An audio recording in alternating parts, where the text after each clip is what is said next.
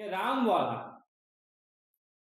રામવાળા જે વાવડી દરબાર રામવાળાની વાત કરી કે રામવાળાનું બારવટું અને એમ કહેવાય કે એના જયારે પગમાં એમ કહેવાય ચૂક વાગેલી અને રામવાળાનો એમ કહેવાય પગ પાક્યો છે ને પગની પીડા અનહદ થાય છે. પણ અમારા ડોળિયાના ગીગા બાપુ બારોટે એનું એક આખું જીવન ચરિત્ર લખેલું, એ ચપાખરામાં એનું વર્ણન કરેલું.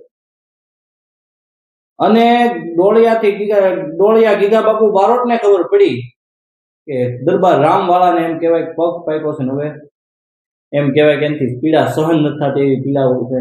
એટલે એના મનમાં એવો વિચાર આવ્યો કે હું રામવાળાને જઈને રૂબરૂ સંભળાવું કે હે રામવાળા, કે તું કેવું જીવન ચરિત્ર જીવો, તારું જીવન કેવું હતું. એટલે એમ કહેવાય કે ત્યાંથી બિલખા આવ્યા અને બિલખા દરબારને કહેવરાયું કે દરબાર, કે મારે રામવાળાને મળવું છે બોરિયા ગાળે, તમે કઈક મને વ્યવસ્થા કરી આપો. એટલે બિલખા દરબારના મનમાં એમ જો કવિરાજ એની પાસે કઈક શીખ લેવા જતા છે, પણ કવિરાજ હવે તો રામવાળા એમ કહેવાય કે એને પગમાં પીડા ઉપડી છે. પણ બિલખા દરબારને કહે છે કે દરબાર, તમે ખાલી મને વ્યવસ્થા કરી આપો, મારે ખાલી રામવાળાને મળવું છે. એ જીવન કેવું જીવા એ મારે એને આજ રૂબરૂ કેવું છે. એટલે એમ કહેવાય બિલખા દરબાર એમ કહેવાય કોઈને ખબર ન પડે એવી રીતના ગાડામાં બેહાડી કવિરાજને બોરિયા ગાળા સુધી પોગાડવાની વ્યવસ્થા કરે છે. અને વ્યવસ્થા તો કરે છે, ત્યાં પોગે છે.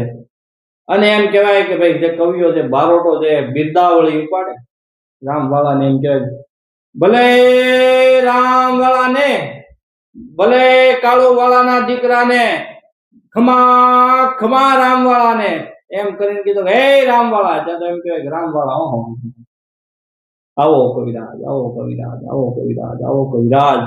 એના મોઢામાંથી એક ધારા શબ્દ પણ ઉભા થઈ હતા નહીં.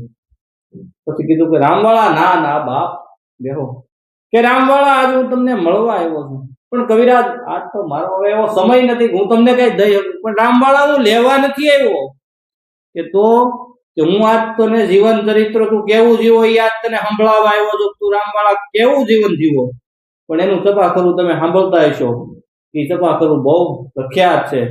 કે એમ કહેવાય કે ગીગા બાપુ બારોટના મોઢે રામવાળાને જે મોઢે મોઢ સંભળાવે એ ચપાખરું એમ કહેવાય ગીગા બાપુ ઉપાડ્યું કે હાંગા તોડી જા પાંજરા વાળા, હાકલ લેતી બાગ છૂટા બાગ બોલી ગામડામાં થયા હાકા બાકા, જેમ છૂટા સિંહ જમુ જાળા બછૂટા પેના કેતા તૂટા જમીતા જાળા ફાળા ત્રેગુ વાળા પલ્લે કાળા વેરી જાયગા વેરી હંદા ગાત ગાળા તોડી આવી છે. જેમ ધોળેતી એ ગામડામાં લૂંટવાને પડે ધાળા, મારી ધમ હોળી વાળા કેરા એક મેઘ, જેમ કેકાણી જણંકી કડી ખણંકી પાખરા, જેમ જણંકી જરદાના કરે માર માર, જેમ હનુમંત ધોમવાને લંકા ડાયા, જેમ હાયલા કરો પાંડવા જગ મચાયા કિસાન, લીલીકારી બદકારી વાયગારણ તુલ, જેમ કગાળી ઉસાળા ઝાળા.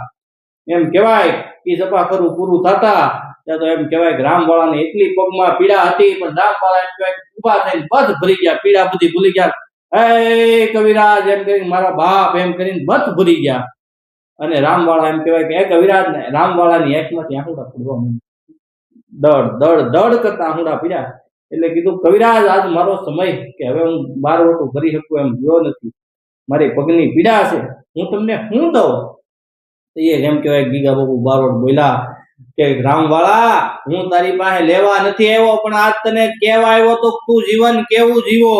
આજ હું તને એના જે દ્રષ્ટાંત દેવા આવ્યો તો રામવાળા તું આવું જીવન જીવો, તું તો હાવજ નું સોરું, તું તો વાવડીનો ધણી કેવા રામવાળા. કે તે તો એમ કહેવાય કાઠી કુળ ઉજળું કર્યું, હે ધારી અમરેલી ધ્રુજતા થર થર ખાંભા થાય, રોંઢા ટાણે બાર દેવા, એ તો તારા બારવટે રામડા, એ તો તારા બારવટે રામા ઈ રામવાળા.